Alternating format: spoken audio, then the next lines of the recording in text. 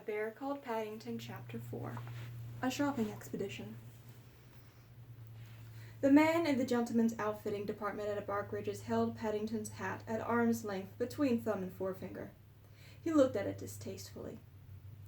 "I take it the young, gentleman will not be requiring this any more, madame," he said. "Oh, yes, I shall," said Paddington firmly. "I've always had that hat, ever since I was small." "But wouldn't you like a nice new one, Paddington?" said Mrs. Brown, adding hastily, "for best?" Paddington thought for a moment. "I'll have one for worst, if you like," he said. "That's my best one." The salesman shuddered slightly, and, averting his gaze, placed the offending article in the far end of the counter. "Albert," he beckoned to a youth who was hovering in the background. "See what we have in size 4 7/8." Albert began to rummage under the counter. "And now, while we're about it," said Mrs. Brown, "we'd like a nice warm coat for the winter. Something like a duffel coat with toggles so that he can do it up easily, I thought. And we'd also like a plastic raincoat for the summer."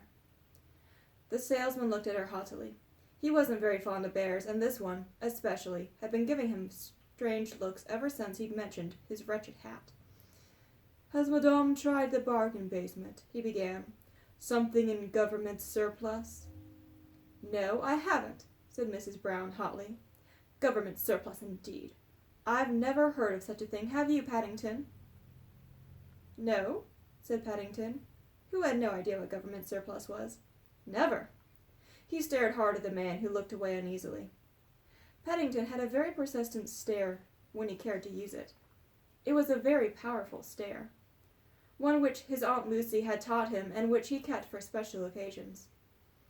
Mrs. Brown pointed to a smart blue duffel coat with a red lining. "That looks the very thing," she said. The assistant gulped. "Yes, madame. Certainly, madame." He beckoned to Paddington. "Come this way, sir." Paddington followed the assistant, keeping about 2 feet behind him and staring very hard. The back of the man's neck seemed to go a dull red, and he fingered his collar nervously. As they passed the hat counter, Albert, who lived in constant fear of his superior, and who had been watching the events with an open mouth, gave Paddington the thumbs-up sign. Paddington waved a paw. He was beginning to enjoy himself. He allowed the assistant to help him on with the coat, and then stood admiring himself in the mirror. It was the first coat he had ever possessed. In Peru it had been very hot, and though his Aunt Lucy had made him wear a hat to prevent sunstroke, it had always been much too warm for a coat of any sort. He looked at himself in the mirror, and was surprised to see not one, but a long line of bears stretching away as far as the eye could see. In fact, everywhere he looked there were bears, and they were all looking extremely smart. "Isn't the hood a trifle large?" asked Mrs. Brown anxiously. "Hoods are being worn large this year, madame," said the assistant. "It's the latest fashion." He was about to add that Paddington seems to have rather a large head anyway, but he changed his mind. Bears were rather unpredictable. You never quite knew what they were thinking, and this one in particular seemed to have a mind of its own. "Do you like it, Paddington?" asked Mrs. Brown. Paddington gave up counting bears in the mirror and turned round to look at the back view. "I think it's the nicest coat I've ever seen," he said, after a moment's thought. Mrs. Brown and the assistant heaved a sigh of relief. "Good," said Mrs. Brown. "That's settled, then. Now there's just the question of a hat and plastic mackintosh." She walked over to the hat counter where Albert, who could still hardly take his admiring eyes off Paddington, had arranged a huge pile of hats. There were bowler hats, sun hats, Trilby hats, berets, and even a very small top hat. Mrs. Brown eyed them doubtfully. "It's difficult," she said, looking at Paddington. "It's largely a question of his ears. They stick out rather." "You could cut some holes for them," said Albert. The assistant froze him with a glance. "Cut a hole in a Barkridge's hat!" he exclaimed. "I've never heard of such a thing." Paddington turned and stared at him. The assistant's voice trailed off. "I'll go and fetch my scissors," he said in a strange voice. "I don't think that will be necessary at all," said Mrs. Brown hurriedly. "It's not as if he had to go to work in the city, so he doesn't want anything too smart. I think this woolen beret is very nice, the one with the pom-pom on top. The green will go well with his new coat, and it'll stretch so that he can pull it down over his ears when he gets cold." Everyone agreed that Paddington looked very smart, and while Mrs. Brown looked for a plastic mackintosh, he trotted off to have another look at himself in the mirror. He found the beret was a little difficult to raise, as his ears kept the bottom half firmly in place. But by pulling the pom-pom, he could make it stretch quite a long way, which was almost as good. It meant, too, that he could be polite without getting his ears cold. The assistant wanted to wrap up the duffel coat for him, but after a lot of fuss, it was agreed that, even though it was a warm day, he should wear it. Paddington felt very proud of himself, and he was anxious to see if other people noticed. After shaking hands with Albert, Paddington gave the assistant one more long, hard stare, and the unfortunate man collapsed into a chair and began mopping his brow as Mrs. Brown led the way out through the door. Barbridge's was a large shop, and it even had its own escalator, as well as several lifts. Mrs. B hesitated at the door and then took Paddington's paw firmly in her hand and led him towards the lift. She'd had enough of escalators for one day. But to Paddington everything was new, or almost everything, and he liked trying strange things. After a few seconds, he decided quite definitely that he preferred riding on an escalator. They were nice and smooth, but lifts? To start with, it was full of people carrying parcels and all so busy that they had no time to notice a small bear. One woman even rested her shopping bag on his head and seemed quite surprised when Paddington pushed it off.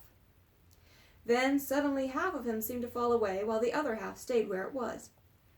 Just as he had got used to that feeling, the second half of him caught up again and even overtook the first half before the doors opened. It did that 4 times on the way down, and Paddington was glad when the man in charge said it was the ground floor and Mrs. Brown let him out. She looked at him closely. "Oh, dear, Paddington, you look quite pale," she said. "Are you all right?" "I feel sick," said Paddington. "I don't like lifts, and I wish I hadn't had such a big breakfast." "Oh, dear." Mrs. Brown looked around. Judy, who had gone off to do some shopping of her own, was nowhere to be seen. "Will you be all right sitting here for a few minutes while I go off and find Judy?" she asked. Paddington sank down into his case, looking very mournful. Even the pom-pom on his hat seemed limp. "I don't know whether I shall be all right," he said, "but I'll do my best." "I'll be as quick as I can," said Mrs. Brown. "Then we can take a taxi home for lunch." Paddington groaned. "Poor Paddington," said Mrs. Brown. "You must be feeling bad if you don't want any lunch." At the word lunch again, Paddington closed his eyes and gave an even louder groan. Mrs. Brown tiptoed away. Paddington kept his eyes closed for several minutes, and then as he began to feel better, he gradually became aware that every now and then a nice cool draught of air blew over his face. He opened one eye carefully to see where it was coming from and noticed for the first time that he was sitting near the main entrance to the shop. He opened his other eye and decided to investigate. If he stayed outside the glass door, he could still see Mrs. Brown and Judy when they came. And then as he bent to pick up his suitcase, everything suddenly went black. "Oh dear," thought Paddington. "Now all the lights have gone off." He began groping his way with outstretched paws toward the door. He gave a push where he thought it ought to be, but nothing happened. He tried moving along the wall a little way and gave another push. This time it did move. The door seemed to have a strong spring on it, and he had to push hard to make it open. But eventually there was a gap big enough for him to squeeze through. It clanged shut behind him, and Paddington was disappointed to find it was just as dark outside as it had been in the shop. He began to wish he'd stayed where he was. He turned round and tried to find the door, but it seemed to have disappeared. He decided it might be easier if he got down on his paws and crawled. He went a little way like this, and then his head came up against something hard. He tried to push it to one side with his paw, and it moved slightly, so he pushed again. Suddenly there was a noise like thunder, and before he knew where he was, a whole mountain of things began to fall on him. It felt as if the whole sky had fallen in. Everything went quiet, and he lay where he was for a few minutes with his eyes tightly shut, hardly daring to breathe. From a long way away he could hear voices, and once or twice it sounded as if someone was banging on a window. He opened one eye carefully, and was surprised to find the light to come on again. At least, Sheepishly, he pulled the hood of his duffel coat up over his head. They hadn't gone out at all. His hood must have fallen over his head when he bent down inside the shop to pick up his case. Paddington sat up and looked around to see where he was. He felt much better now. Somewhat to his astonishment, he found he was sitting in a small room in the middle of which was a great pile of tins and basins and bowls. He rubbed his eyes and stared, round-eyed, at the sight. Behind him there was a wall with a door in it, and in front of him there was a large window. On the other side of the window there was a large crowd of people pushing one another and pointing in his direction. Paddington decided with pleasure that they must be pointing at him. He stood up with difficulty, because it was hard standing up straight on top of a lot of tins, and pulled the pom-pom on his hat as high as it would go. A cheer went up from the crowd. Paddington gave a bow, waved several times, and then started to examine the damage all around him. For a moment he wasn't quite sure where he was, and then it came to him. Instead of going out into the street, he must have opened a door leading to one of the shop windows. Paddington was an observant bear, and since he had arrived in London, he'd noticed lots of these shop windows. They were very interesting. They always had so many things inside them to look at. Once he'd seen a man working in one, piling tin cans and boxes on top of each other to make a pyramid. He remembered deciding at the time what a nice job it must be. He looked around thoughtfully. "Oh dear," he said to the world in general. "I'm in trouble again." If he'd knocked all these things down as he supposed he must have done, someone was going to be cross. In fact, lots of people were going to be cross. People weren't very good at having things explained to them, and it was going to be difficult explaining how his duffel coat hood had fallen over his head. He bent down and began to pick up the things. There were some glass shells lying on the floor where they had fallen. It was getting warm inside the window, so he took off his duffel coat and hung it carefully on a nail. Then he picked up a glass shelf and tried balancing it on top of some tins. It seemed to work, so he put some more tins and a washing-up bowl on top of that. It was rather wobbly, but he stood back and examined it. Yes, it looked quite nice. There was an encouraging round of applause from outside. Paddington waved to paw the crowd and picked up another shelf. Inside the shop, Mrs. Brown was having an earnest conversation with the store detective. "You say you left him here, madam?" the detective was saying. "That's right," said Mrs. Brown. "He was feeling ill, and I told him not to go away. His name's Paddington." Paddington. The detective wrote it carefully in his notebook. "What sort of bear is he?" "Oh, he's sort of golden," said Mrs. Brown. "He was wearing a blue duffel coat and carrying a suitcase." "And he has black ears," said Judy. "You can't mistake him." "Black ears," the detective repeated, licking his pencil. "I don't expect that will help much," said Mrs. Brown. "He was wearing his beret."